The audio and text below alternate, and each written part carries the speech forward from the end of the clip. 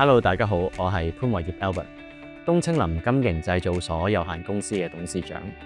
東青林於1994年喺香港成立，2005年透過收購合併，成為威快國際集團嘅子公司。公司由一間生產模具同工帽嘅小型工廠，逐漸升級轉型，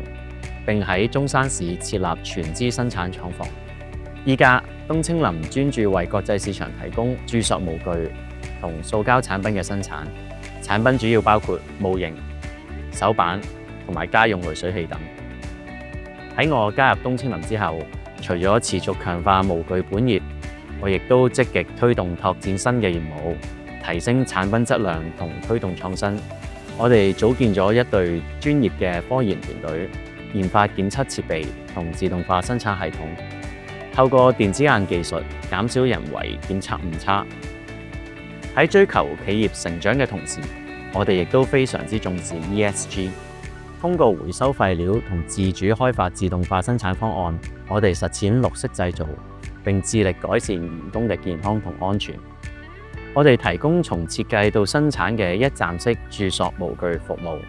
所以喺產品設計嘅初期已經融入 ESG 概念，實現經濟效益同埋社會價值嘅雙贏。東青林係我哋家族2代人嘅心血結晶，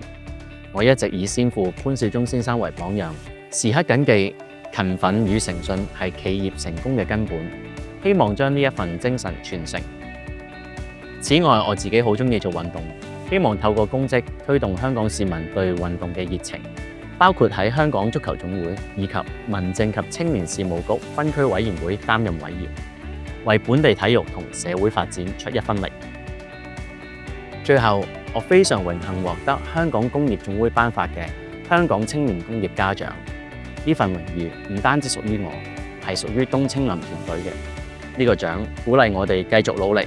貢獻香港工業同社會發展。